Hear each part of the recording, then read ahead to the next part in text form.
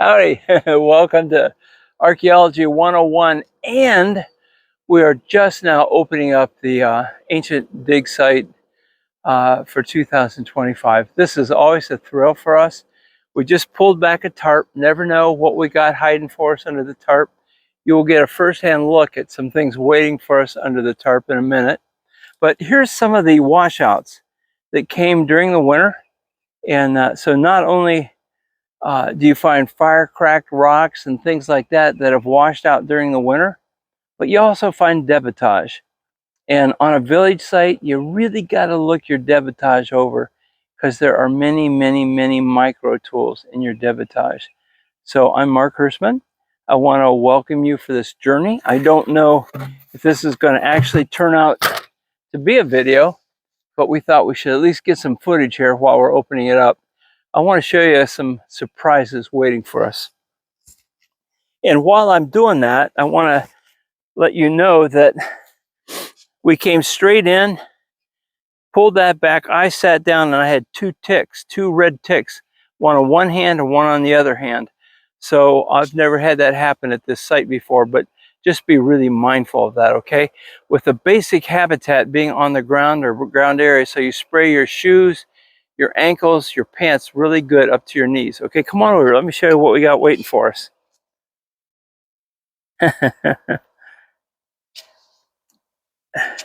Maybe this connotates my sense of humor. I don't know. But okay, here we go.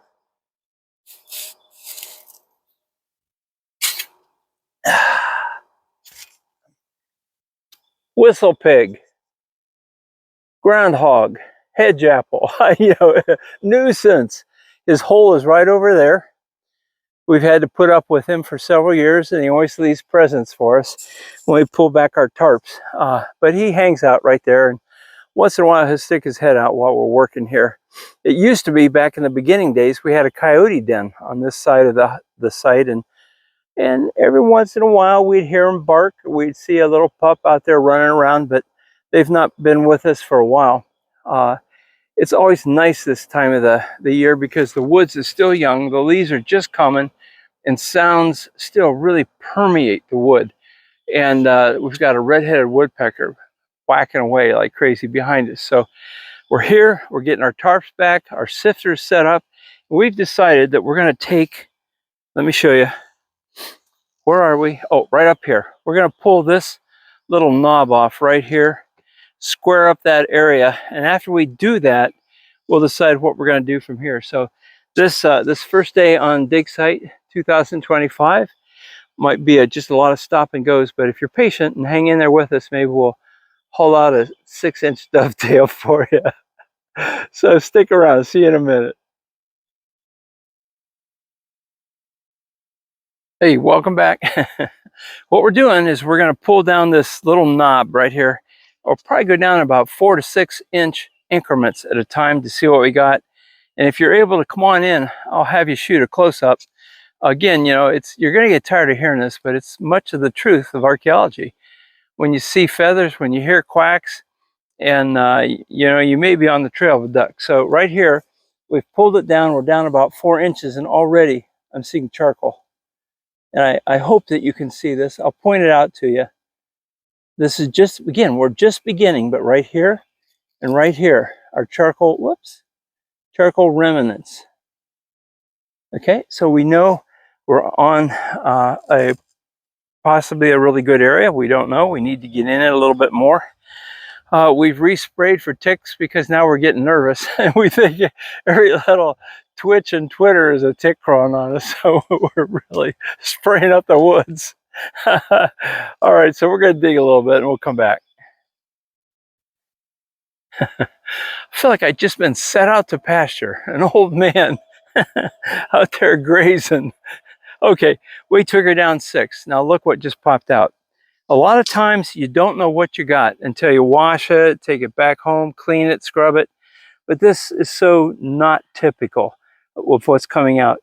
It looks geometrically aligned right now. Don't even know what we have. Sandstone, highly polished.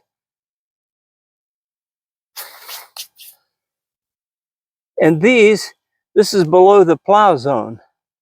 So more than likely, and we'll look it over once we clean it, these might be prehistoric marks on it for whatever reason, don't know. But it's been highly polished. It's just so geometrically aligned. I even see another plane right along here, which will be worth looking at. Also, I see evidence of this being worked and snapped. Okay, so let's go behind me right now. This is something that we're getting a lot out. And these are FCRs on the ground.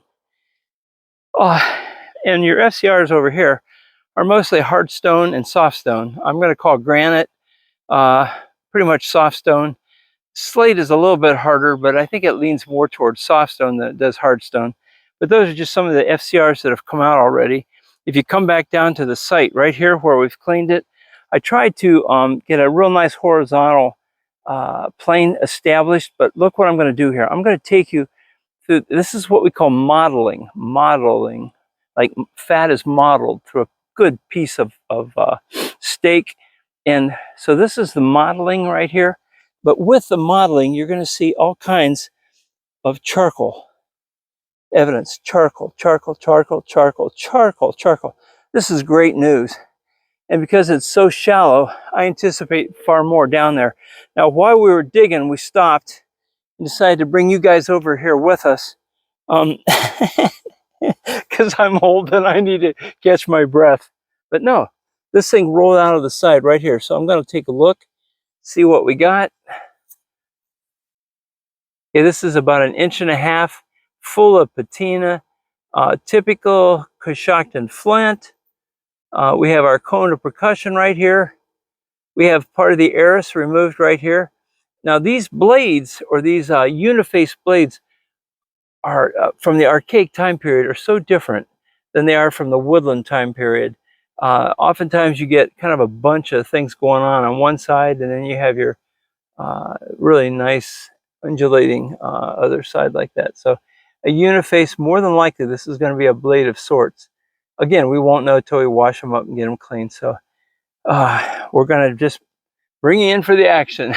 Reporting from the dig site, Mark, and we'll be back shortly. Okay. Well, here's how the story goes. You never know till you know. And on a village site, and I'm talking a serious, significant village site, one that maybe has been repetitively used across the centuries or millennia, or just one for several years. Anything goes. You can find anything, anywhere, anytime. It's up to you to be observant. So if you just look to your left, and we'll swing our camera to the left, you'll see the tree stump, a remnant of a very, very old cherry tree, approaching 100 years old, that was literally ripped out and pushed down by a tornado that went through here several years ago. In that root tangle in that sand right there, I found some really nice blades today. And then I just picked up what you're going to see here in a minute. And this is what I want to show you. Again, you just never know till you know. And I'm going to move him around. And hopefully with the help of my videographer, we're going to be able to show you there's a shadow. Can you see it right here? Does it show up on the screen? Right there? Hopefully the shadow is going to light it up a little bit. Right in here. That's a concavity. And on these village sites, a lot of times you'll get a rock like this, sedimentary to metamorphic, flat on one side and humped on the other. Sometimes they used them as a hammer. And then you get these concavities that nobody can seem to explain. But look what we have already. So I'm going to go ahead and sift a minute. So if you can hang in there with me. This is kind of what we call the downtime. But it's also like the night before Christmas, because we never know what we're going to get. This dirt that I have is a very loam-based soil, probably more sand than anything, and no large stones. If they're large stones, they were brought in. They're part of the FCR material. And so again, we went down about 4 inches. This is our first sifting, and we'll see what we got. So here we go. Remembering that we wear gloves, and I think most of you, and FCRs already. I don't know if you can see them from your distance, but here's the outer portion of the rock, and they're shattered. outer portion of the rock, and it's shattered. Okay, I'll put these right here by our concavity. See what we got. It's always moving, a lot of dirt. I had mentioned that I prefer this type of sifter over anything else because I feel like I have more control. Oh boy, okay. So what we expect to find and hope to find are just little feathers that say we're on the trail of a duck, or we're on the trail of perhaps a flint pit or garbage pit or whatever. But here's a little piece of what we might call debitage, flint, local flint. And we save all this. So it's going to go over here. We'll keep sifting and see if we get more. We had mentioned that we had a lot of charcoal showing where we were. So we anticipate as we go down deeper and deeper, we're going to run into some things, and probably some pottery, I'm thinking, at this point.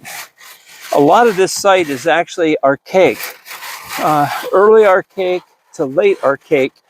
And from pretty much this part of Ohio, our pottery didn't really start popping out until very, very late archaic. And that would be, I just call it the Ashtabula culture, because it's kind of the transition between all the archaic and the coming Adena. So we'll see what we got here. And here's some more flint, little bits and pieces. They're little, it's like laying a trail through the woods with corn, leading you somewhere. And hopefully we'll get into this as we go deeper. So first bucket, no surprises, kind of what we expected. Little bits of flint. Here's some more. I'll put them over here. I do not see any pottery yet, and I'm looking, believe me, I'm really looking here. We wear gloves because flint, and I think most of you know this by now, flint, when it's first chipped, oh, okay. Here we go, piece of pottery already. Flint is like razor blades, sharper than razor blades when it's first snapped. Can you get up close and take a peek at this thing? You're actually going to see some of the grains of sand that are inlaid into this clay shard, and it's been fired, and you can see that it's been oxidized. Is this showing up, my precious videographer, that I can't do without?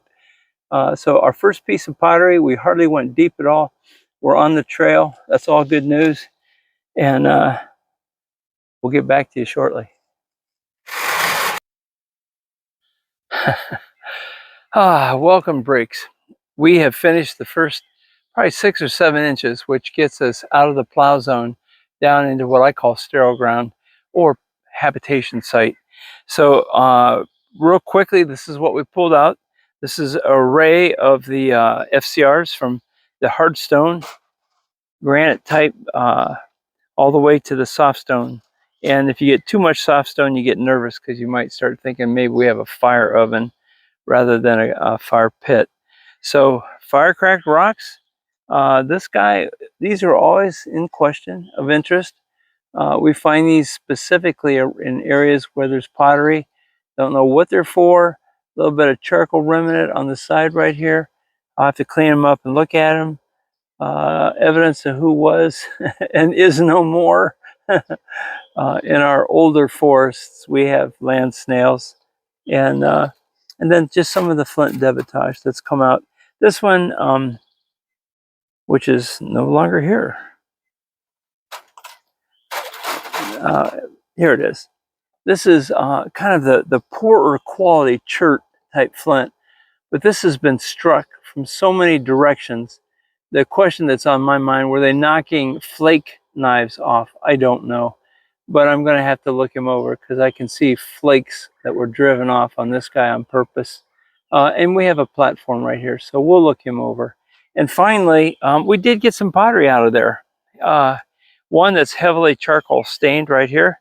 The other two, not so much. We had a fourth one, we're still looking for him, with cord marks on it. So that's good news. The debitage is good news. Fire cracked rock is good news. The charcoal stains in the soil is good news. Cold water on a warm day is good news. And so we're just going to take a quick break, bag things up, go back and take that puppy down another 6 inches. And we'll see what we're getting once we get out of that total plow zone into that undisturbed zone, okay? So hang around for a few. But I feel like a monkey that ate too many bananas. This is really a hot day, probably close to 90, high 80s. We're cutting it for the day. You know what? I wonder if it'd be possible to haul a jacuzzi out by the dig site. All right, this is a lot of debitage. Chips that all have to be washed and gone through. We won't know until we wash them. And in here, there's probably about 20, 15 pieces of pottery. And we ended up with our biggest piece. I'll show it to you right here today. And I'll tell you a little bit about it. Color is not indicative of really much of anything. However, it's the consistency or the tempering shows you a little bit of grit, and mostly smaller grit right there. This has been exposed to the charcoal, the fire right here. And on this site, this pretty much is telltale, especially when you don't have any cord marks. We lean toward Adena on this one. Now this was a lot of fun. We finished up that remnant fire pit that we're on over there. And you've seen this before, but I'll just tell you, it's a platform right here where blades are struck off all the way around here. And I'm going to tip him over, let you look. You're going to see remnant blades that were knocked off. This is an expended core platform right here. Broke right here when they had it.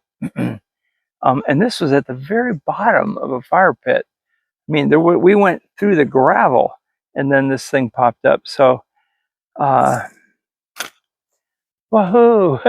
we're done.